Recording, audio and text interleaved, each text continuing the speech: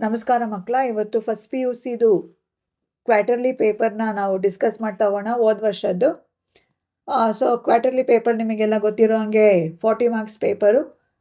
First MCQ ಇರುತ್ತೆ. MCQ ಬಂದು 4 marks. ಅದಕ್ಕೆ ನೀವು ಪಾಠಗಳನ್ನ ಕ್ವಾರ್ಟರ್ಲಿ ಪೇಪರ್ ಪೋರ್ಷನ್ಸ್ ನಿಮಗೆ ಆಲ್ರೆಡಿ ಗೊತ್ತಿರುತ್ತೆ. ಆ ಪಾಠಗಳನ್ನ ಓದ್ಕೊಂಡು ಬನ್ನಿ. ಪಾಠಗಳನ್ನ ಓದ್ಕೊಂಡು ಬಂದರೆ MCQ ಮಾಡೋದು ತುಂಬ ಈಸಿ.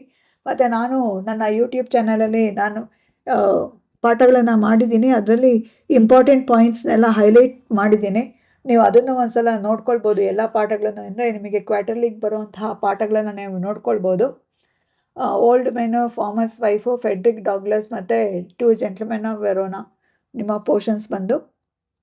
ಹಾಗಾಗಿ ಸೊ ನೋಡ್ತಾ ಹೋಗೋಣ. ಅಲ್ಲಿ the phrase harvest of my home refers to. So farmers ವೈಫಲ್ಲಿ ಚಿಲ್ಡ್ರನ್. ಅಲ್ಲಿ ಹಾರ್ವೆಸ್ಟ್ ಆಫ್ ಮೈ ಹೋಮ್ ಅಂದರೆ ಚಿಲ್ಡ್ರನ್ ಅಂತ ಹೇಳ್ತೇವೆ, ಅಂದರೆ ಹರ್ ಚಿಲ್ಡ್ರನ್ ಅಂತ ಇದೆ ಇಲ್ಲಿ. Okay, so you thought about the crops, but what about the harvest of my home ಅಂತ ಕೇಳ್ತಾಳೆ ಅವಳು ಫಾರ್ಮರ್ ಶೋದ ಮುಂದೆ. ಹಾಗಾಗಿ ಹಾರ್ವೆಸ್ಟ್ ಆಫ್ ಮೈ ಹೋಮ್ ಅಂದರೆ ಚಿಲ್ಡ್ರನ್.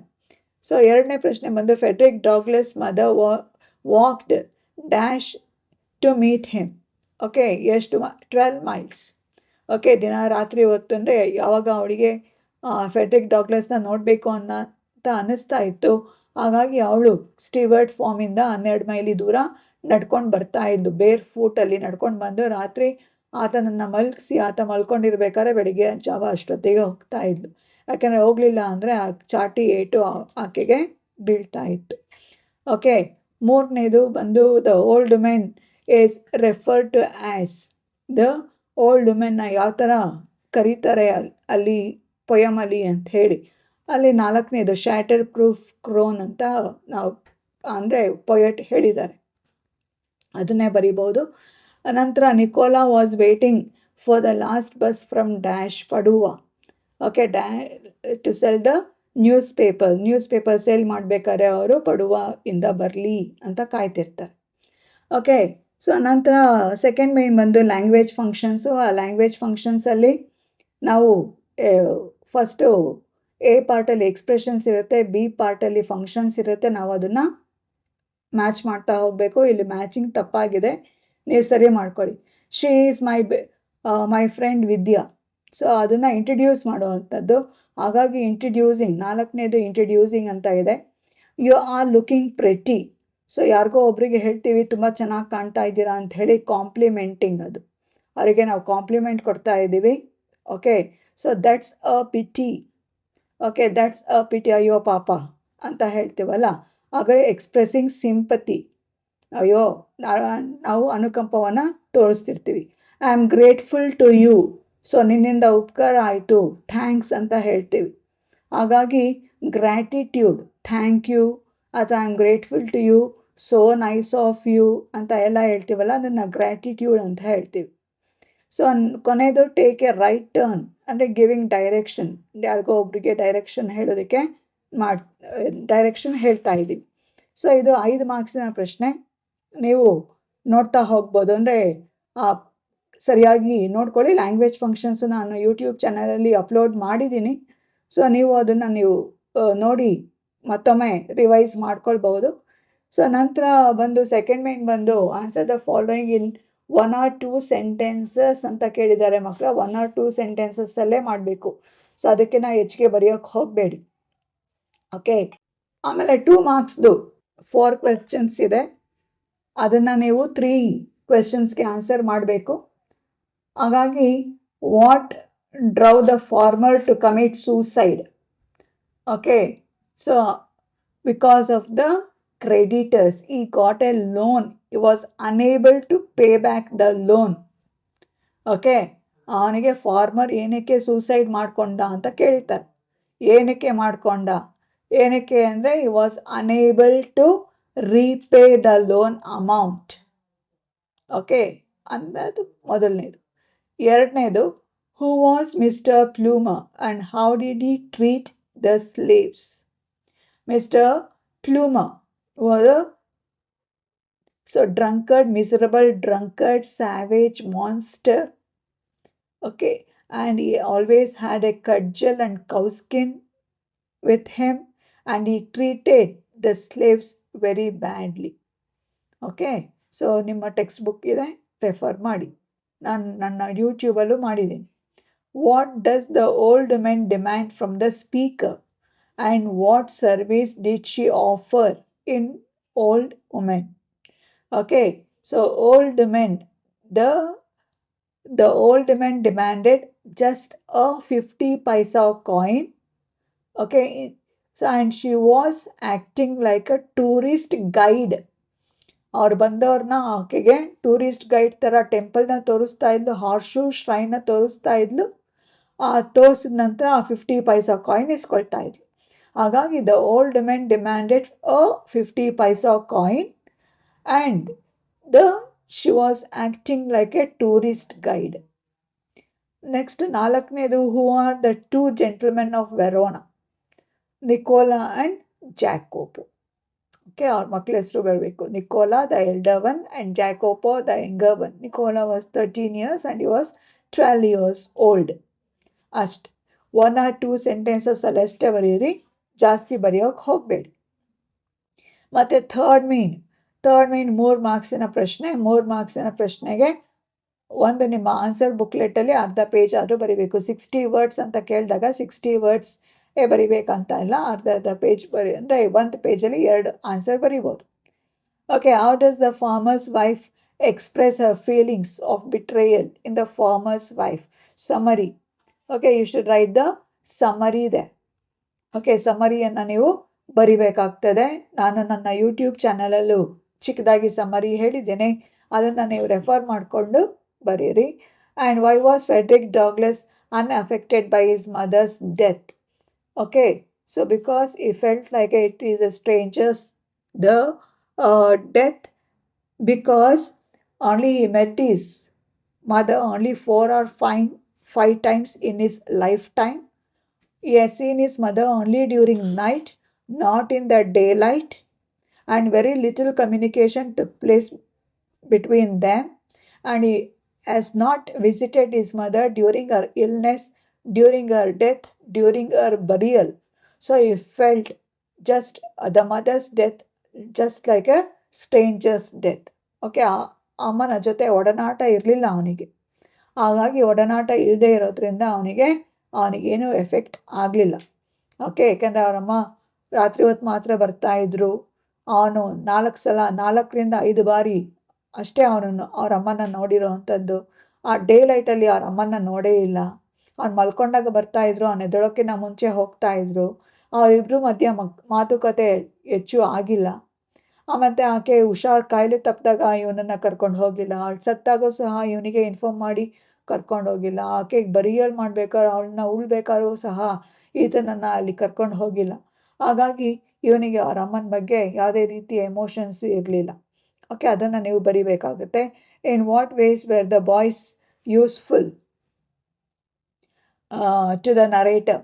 ಸೊ ಯೂಸ್ಫುಲ್ ಅಂದರೆ they were getting the American cigarettes and they were booking the seats in the opera, and they were suggesting the best restaurant which serves ravioli, and they have taken the narrator around the city as a tourist guide.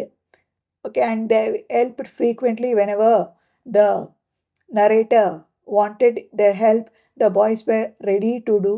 Okay, ಇವನ್ನೆಲ್ಲ ನೀವು ಹೇಳ್ತಾ ಹೋಗಬೇಕಾಗುತ್ತೆ. So next 2 ಪ್ರಶ್ನೆ ಇದೆ 4 ಮಾರ್ಕ್ಸಿಂದು. So 1 ಪುಟ ಅಥವಾ 3/4 ಪುಟ ಬರಿಬೇಕಾಗುತ್ತದೆ. The speakers perception of the old men undergoes a change towards the end of the poem. Again your summary. ಒಂದು ಓಲ್ಡ್ ಮೆನ್ದು ಸಮರಿ ಬರೀರಿ. ನಾನು ಶೇರ್ ಮಾಡಿದ್ದೀನಿ ನನ್ನ ಯೂಟ್ಯೂಬ್ ಚಾನಲಲ್ಲಿ, ನೋಡಿಕೊಂಡು ಶೇರ್ ಮಾಡ್ಬೋದು, ಚಿಕ್ಕದಾಗೇ ಇದೆ. Describe the courageous act of the 2 boys during the war. Okay, ಆ ವಾರಲ್ಲಿ ನಿಕೋಲಾ ಆ್ಯಂಡ್ ಜಾಕೋಬ್ ಏನು ಮಾಡ್ತಾಯಿದ್ರು?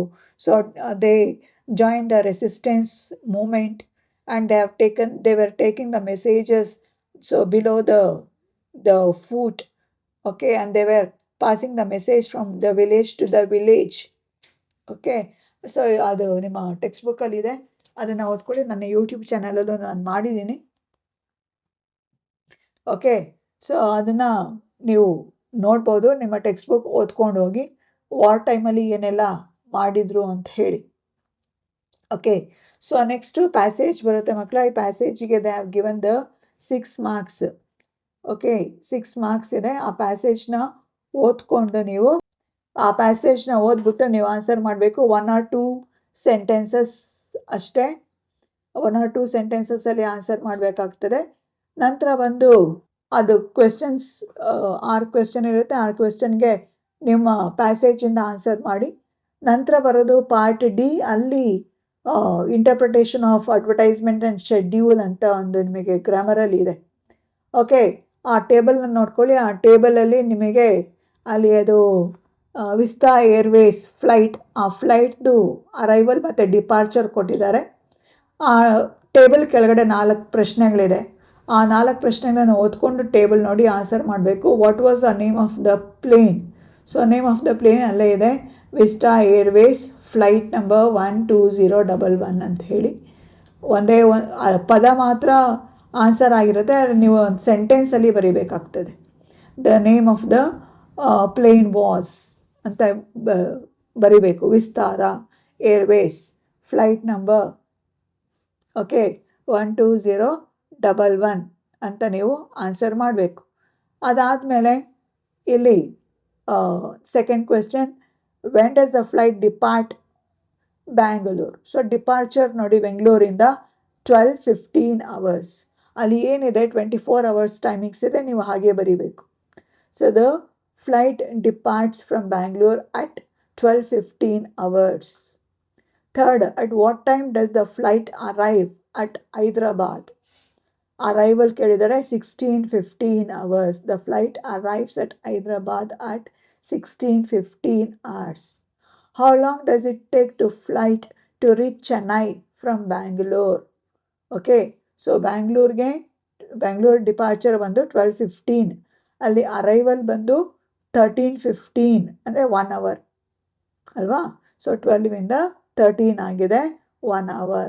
1 hour is the flight to reach Chennai from Bangalore. So ಇಷ್ಟು 4 ಪ್ರಶ್ನೆಗೆ ಸೆಂಟೆನ್ಸಲ್ಲಿ ಆನ್ಸರ್ ಮಾಡಿ. ಸೆಂಟೆನ್ಸಲ್ಲಿ ಆನ್ಸರ್ ಮಾಡಿದ್ರೆ ನಿಮಗೆ ಫುಲ್ ಮಾರ್ಕ್ಸ್ ಸಿಗುತ್ತೆ. ನೆಕ್ಸ್ಟ್ ಲೆಟರ್, ಕಂಪ್ಲೇಂಟ್ ಲೆಟರ್ ಇದೆ. ಸೊ BBMP ಅವರಿಗೆ ಅಥಾರಿಟಿಗೆ ನೀವು ಬರೀಬೇಕು. So about the inadequate supply of water. ಆ ವಾಟರ್ ಬಗ್ಗೆ, ವಾಟರ್ ಇನ್ಅಡಿಕ್ವೇಟ್ ಅಂದರೆ ವಾಟರ್ ಸರಿಯಾಗಿ ಬರ್ತಾ ಇಲ್ಲ, ಇರ್ರೆಗ್ಯುಲರ್ ಸಪ್ಲೈ ಆ್ಯಂಡ್ ಕ್ಲೀನ್ ಅಂತ ಹೇಳಿ ನೀವು ಬರಿಬೇಕಾಗ್ತದೆ.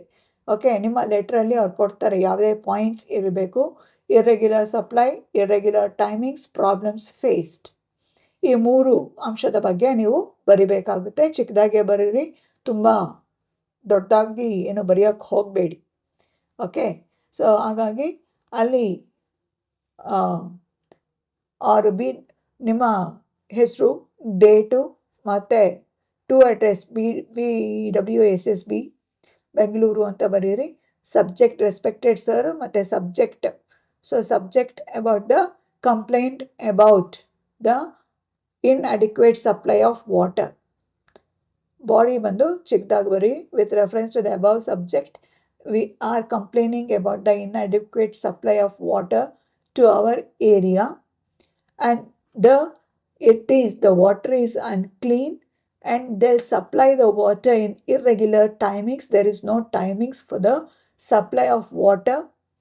Okay. And the public are facing a lot of problems due to this, because most of the people are going for their work, and because of this irregular water supply and irregular timings, they are facing, the people can't reach their office, or the students can't go to their schools and colleges at time. So please look into the matter. Full stop ಅಷ್ಟೇ. Okay, 3 points ಬರೋ ಥರ ನೀವು ನಿಮ್ಮ ಲೆಟರಲ್ಲಿ ಬರೀಬೇಕಾಗ್ತದೆ. And please look in to the matter. Hope you will do the needful at the earliest ಅಂತ ಬರೆದ್ಬಿಟ್ಟು thanking you ಬರಿಬೇಡಿ. Thank you, yours faithfully signature. So ಇಷ್ಟು ಬರೆದ್ರೆ ಆಯಿತು.